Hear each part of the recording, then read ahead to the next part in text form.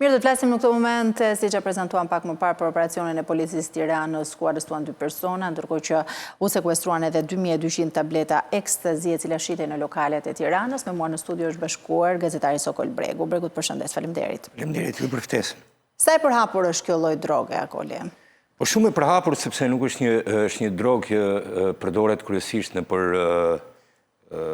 disko, në për pube, për shkak se është një drogë sintetike e prodhuar nga kimistë të mëhershëm, këtu e 3 dekada më parë, dhe që sjell disi më në qef, zgjon qelizat e lumturisë, e seksualitetit, edhe jep një formë më ndryshe për gjithë ata që e përdorin. Pra, nëse do të përdorim një fjalë siç e përdorin të rinjt, do të thotë që i sjell në qef shumë shpejt, domethënë, dhe gjithsesi mund të jetë edhe ekonomike në një lloj forme duke u përdorur në pub, sepse për të marrë diçka do duhesh të shpenzosh shumë lek për alkool, ku është i shtrenjtë, edhe ekstazia e cila sjell direkt në një gjendje emocionale tjetër kushton zakonisht 25, 30, 35.000 lek. Kjo është. Çfarë shkakton tjetër, Koli, përveç kësaj gjendjes emocionale për cilën edhe e konsumojnë? Po nuk është një drogë e cila do të krijonte varësi. Është një drogë e cila përdoret për kam përshtypjen që të rinjt në Tiranë pothuajse çdo njeri që është futur në pub e ka provuar është drogë shumë e shpërndarë. Pastaj normalisht nëse ti vazhdon ta përdorësh me shumicë, kuptohet që çdo lloj droge krijon varësinë e vet dhe të dëmton. Por zakonisht ai që mund ta përdori vetëm një herë për kuriozitet, 2 herë, nuk. Cilat janë grup mosha të shumta që e përdorin? Po normalisht 20 deri në 30 vjeç, nuk ata që kemi parë mbi 60 zakonisht në këtë vend përdorin Viagra, prandaj i lë edhe zemra në shumë raste policia ka gjetur të moshuar të cilët kanë përdorur stimulant të tillë, po Viagra është një stimulant i cili është kaluar nga testet shkencore dhe mjekësore dhe është e lishme. Dhe moshat e mëdha përdorin një tjetër, përdorin atë, domethënë, për të ardhur në gjendjen e tyre më të mirë emocionale, e cila shkakton pastaj edhe vdekjet menjëhershme, sepse zemra nuk e mban. Koli, ti the që blihet 20-25.000 lek, pra 25 mund të jetë më nga konsumuesit. Nga konsumuesit. Sa blihet nga tregtarët dhe sa shitet pra për kjo pastaj nga tregtarët ka 2 lloj formash. Ti mund ta blesh, domethënë sepse çdo gjë ashtu si dhe droga, si çdo lloj produkti tjetër, është me llojin e cilësisë së saj.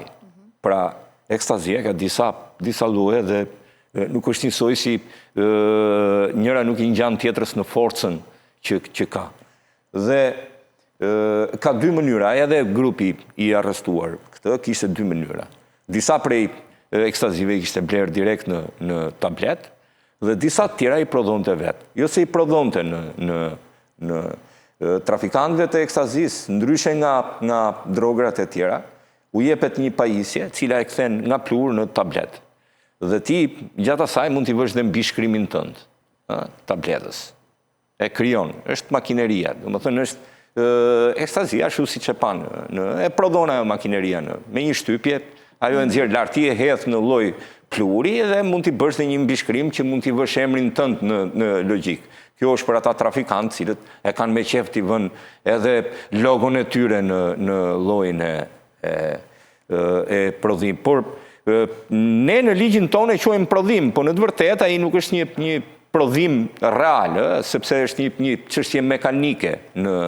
Pastaj, duke ardhur në këtë formë, ti përdor dhe solucione tjera për t'i dhënë ngjyrën. Nuk është, mund të ketë lloj ngjyrash. Në këtë moment është kështu, po ai mund përdonte një solucione të jepte një ngjyrë tjetër. Pra ka dhe lloje të ndryshme. Si sigurohet, Koli, si arrit të futet pa u vënë re? Kjo pastaj duke qenë se vjen në formë pluri, doganat tona nuk është se e kapi. Vjen. Tani unë nuk e di a ka dorë policia, a kalon, a ka dorë doganat, a janë kur kalon për pikat e kalimit kufitar që vjen. Se në Shqipëri nuk mund prodhohet ky lloj pluri. Këtu mund të ndërtohet. Pra le të themi lëndë e parë vjen. Po, mund të ndërtohet sepse makineria kushton pak, do më thënë, edhe nuk është një makineria shtrenjtë që ti e hethë pluhurin edhe e kthen në një lloj forme kokor. Atë mund të ketë sa duash në ajo ndodh për të gjitha medikamentet në çdo kush mund ta ketë. Por pluhuri nuk mund prodhohet në Shqipëri, është shumë e vështirë prodhohet në laborator. Në atë që unë kam informacion më mira kushton prodhohet në Hollandë, e cila e ka të lishme. Dhe Holanda ka një përfitim diku tek kryesisht nga ekstadia, po nga të gjitha drograt e tjera të prodhuara në laborator, diku te 22 miliard euro në vit janë fitimet që merr në formë tatimi shteti i Hollandës vetëm për prodhimin e drograve sintetike quhen këto, sepse duhet ka dy lloj drogat që janë prodhuara në laborator, që janë kimike si ekstazia, dhe drograt e krijuara nga natyra dhe nga toka, siç janë kanabis, kokaina, heroina, të cilat vinë nga një bim, nuk vinë nga. Kjo është totalisht një solucion kimik, nuk ka lidhje fare me s'ka asgjë natyrale në prodhimin e saj. Është çdo gjë e prodhuar, një pluhur i prodhuar në laborator.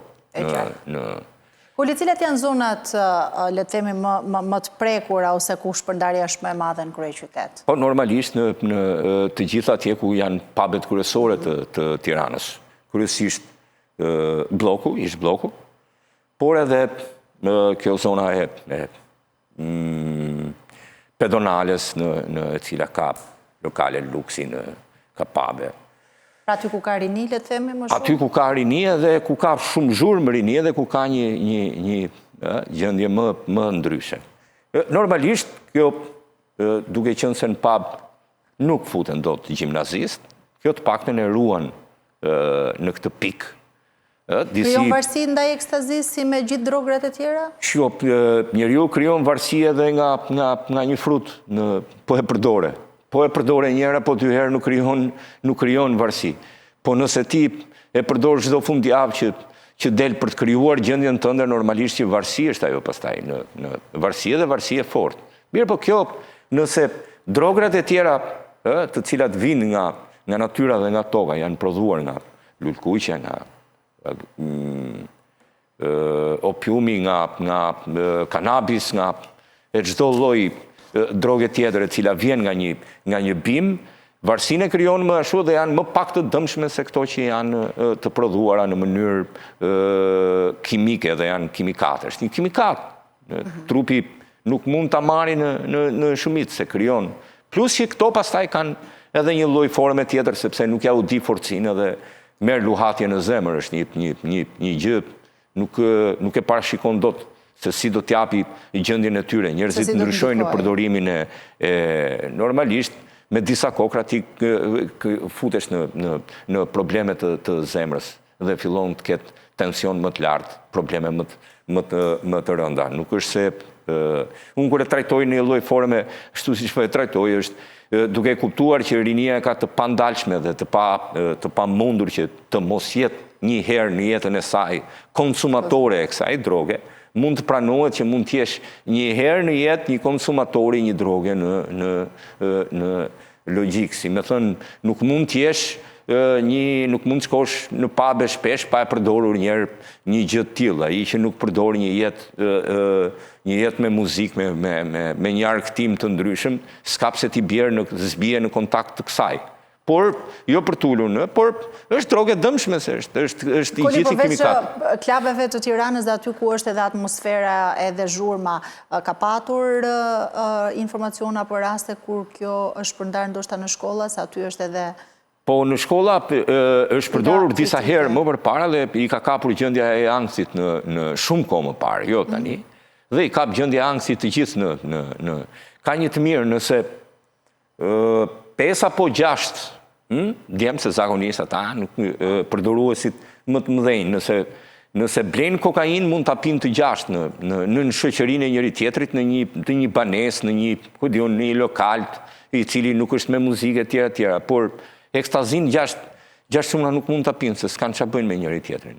Vetë se po të kenë një ndryshim, po të kenë një deviacion. E qartë. Koli, faleminderit shumë që ishte. Faleminderit ju.